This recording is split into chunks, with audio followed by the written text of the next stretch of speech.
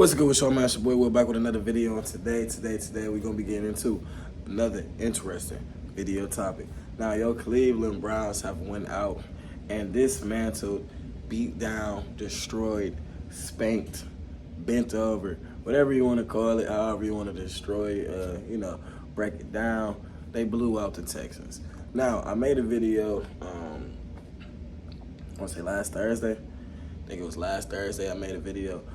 Keep in mind, y'all, I am under the weather. I got a real bad sore throat, but not only do I have a sore throat, which is nothing, but I lost my voice at the game. So as y'all see in the video, before this video started, that's me, trolling a little bit, having some fun with the Texas fans. I had to let them hear it and shit. So I had a great time at the game. I get lucky with these games, man. I went to the Cavs game where Donovan Mitchell scored 70. And now I also been to the Browns game where Amari Cooper broke the wide receiver record. So I'm just blessed. I'm happy to be where I'm at. Thank you guys for supporting me throughout my journey. But Amari Cooper, man. Amari Cooper. Is there a debate? He's the greatest Browns wide receiver of all time. Now, I'm doing this video standing up because we 10-5, and the best thing about 10-5 is the ability to go 11-5. But not only that, it helped me project my voice a little bit more because I'm sick. If I was sitting down, well, not sick, I don't got my voice, but if I was sitting down, y'all wouldn't be able to hear me. But anyways, not to hear nor there. Amari Cooper, man. I remember I was watching. I wasn't as close as I usually sit. Because it's an indoor stadium, so I was kind of watching from a little higher up so I could kind of see everything that was going on. But they first play of the game, they hit him deep. I'm just like, oof. First play of the game, went for like 60. Then he came down, he had like 75. I'm like, damn, he got like 75 yards. Then he caught another bomb, and that bomb took him to 150. I'm like, wow. Like, I'm like, damn, he like breaking. I didn't think he was going to break the record yet until I see him get 200. Then I was like, oh, yeah, he got to go get that record. Shout out to Amari Cooper, man. Got to get that guy back on this roster. It was people that was questioning his ability to catch the football. It was people that was questioning his ability to be a wide receiver one. And he completely shut those doubters down these last couple of weeks. On pace for, not only on pace, but about to have a career year as far as total receiving yards.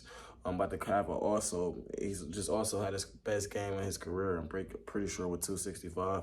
He might have a career high higher than that, but I think that is his career high with 265. Joe Flacco, what can I say? What can I say? Joe Flacco, playing great football. It's people that want to come at me right now about Joe Flacco to kind of prop him up to like destroy Deshaun Watson. And what I will say is Joe Flacco's playing better than Pat Mahomes. If you want to take Joe Flacco's last 3 sample size of the games and you want to compare that, you can compare that against Pat Mahomes, Josh Allen, Jalen Hurts, Deshaun Watson. He got better numbers than him. So, the same way you could prop him up to destroy Deshaun, the same way I could prop him up to talk about how Jalen Hurts is playing or how Joe Burrow played this year. So, not to here nor there. But Joe Flacco's playing outstanding, man. He's playing like a top 5 quarterback down there. And the game he had against the Texans, I thought as he get older, his games would start being a little bit worse. But having the game that he had against the Texans was crazy. Now, you can try to give Amari Cooper that credit, but he's still fitting balls in places that they're not supposed to be fit. Like the things that they were doing was just insane. He was on one knee throwing. Amari Cooper caught it like this. That's insane, bro. That's insane, bro. The stuff that they were doing was like Tom Brady, Randy Moss on drugs. I don't know, man. I was in the crowd. I'm just like, man, is that Tom Brady out there? Is that Joe Flacco? When was Joe Flacco ever this good? Joe Flacco never used to be this good. So I just found that very interesting. He's playing some of the best football in his life, Now, those that will say, he should be a starter for next year and all that, I'm not about to acknowledge those people. But what I will say is he probably should be our backup going into the 2024 season. You guys also comment. Let me know how y'all like this standing up versus me sitting down and talking to y'all. I can kind of move around and, show y'all a little different diagrams and stuff like that. So let me know how y'all like that. Who else I want to talk about? Shout out to the offensive line. Offensive line didn't play terrible. Excuse me, I'm about to drink my tea. Offensive line didn't play terrible. They allowed Joe Flacco to still be able to move around to throw for 350 yards. That's really important. Really important. They gave him enough time to allow those big play routes to develop. Now, mind you, some of those throws he made was just completely under pressure. But they bought him enough time to make that throw. And that's all I really expect out of my offensive line. Jerome Ford had a terrible day. Don't know what we're going to do at the running back position next year. Don't know. I don't think Jerome Ford's the answer, guys. I kind of tried to hype him up. I tried to buy into it. But he just can't see the field. Literally. He literally can't see the fucking field. Like, I done watched him many a times and he'd have an open lane and he'd just go into a pile of people. Like, you can't teach that. You can't teach vision. You can't. It's something you gotta have. And you simply don't got it. You simply don't got it. Now, Kareem Hunt's a good short yardage back, but let's be real about Kareem Hunt.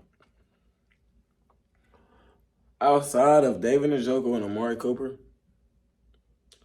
you could throw Wyatt Teller in there, you could throw Ethan Poshich in there, and you could throw Joel Batoni in there.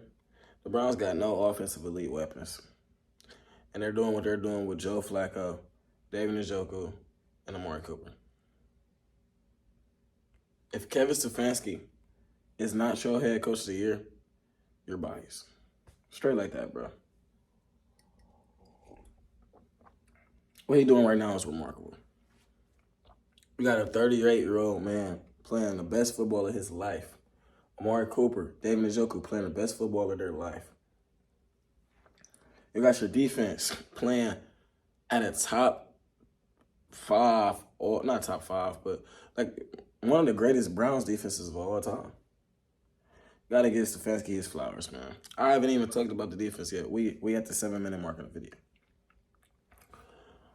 Speaking of the defense, great game by them. I'm not gonna be too mad at them giving up. The points total is not really. They gave up 7 points. Now I didn't talk about those Joe Flacco 2 picks. I made a rule with myself: if a quarterback gets 300 yards, I'll excuse 2 picks. But you got to get 400 yards for me to excuse 3 picks. Excuse me, 3 picks is unacceptable. So he didn't get the 3. My max with him was 2. He stayed under 2. I'm not gonna say shit about it. Great game from Joe Flacco. Great game. Amazing, astronomical, beautiful game from Amari Cooper. Great game from David Njoku. I thought Elijah Moore had a couple bad drops. And yeah, that's about everything I can say for the offense. Now, for the defense. Myles Garrett, Zadarius Smith. Zadarius Smith had a coming out party. Finally went out there and got a 2-sack game. He was balling, playing at an elite level. Myles Garrett was getting constant pressure. He was balling, playing at an elite level. That's what you love to see going into the stress end of the games. We got 2 games left, and our 2 defensive ends is playing at a high level. Both got a 90 PFF grade. Zadarius Smith and Myles both did. And now I was starting to wonder how they're going to do Defensive Player of the Year, because Myles is most definitely deserving, but he don't have to stats-wise. He'll have to boost his sack number up in these next 2 games. And that's if he plays his second game. If Baltimore beats Miami, then the Jets game is probably the last game he'll play. That's something to keep in mind, because, the Jets game might be the last game for a lot of our starters until the playoffs. Because they might rest up, take a little bye week, and then they get a mini bye and then a full bye. So they might rest up, get a mini bye, then a full bye, and then they'll be ready to go for the playoffs, which makes a lot of sense for them. So winning this Jets game is going to be really important, especially when the last game is on the road anyway. So it's not like you got to appease to your fans. So got to beat the Jets. You got to beat the Jets. Got to beat the Jets. I hope Martin Emerson is okay. Now let's talk about special teams. One thing I will say is shout out to D'Anthony Bell. D'Anthony Bell going out there and kicking that punt when he's not even, he's a safety. Props to you, my boy. Props to you. And what else I wanted to bring up? Hopefully, the Riley Patterson guy we brought in for Dustin Hopkins is able to kick a fucking field goal. Because if not, I'm going to be very frustrated. And then as far as Corey Bojorquez, hopefully those two things don't matter that much and they can hold until those guys get back.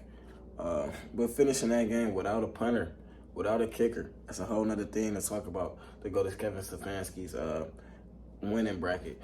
And if you look at strength of schedule, Browns have had the hardest strength of schedule and they won 10 games with 4 different quarterbacks. That's some unheard of stuff right there. So I want everybody just to enjoy it while it lasts. You got to give your team its props and its credits. They're playing some of the best football that we have seen as Cleveland Browns fans, and so we should really just sit back and enjoy it while we have it here. Don't try to get into the QB wars and shit like that. Like, as long as we got a quarterback that's producing, there's no reason we should be arguing about anything, bro. Like, we need to enjoy what we got right now, because it's just like with the Cavs, bro. We got greedy with the Cavs. We didn't enjoy it, and now it's gone. We need to enjoy what we got right now with this Cleveland Browns teams, because we got one of the best teams in football, and we're going to be one of the best teams in football for the foreseeable future. For the next 3 to 5 years, we should be in contention for a Super Bowl.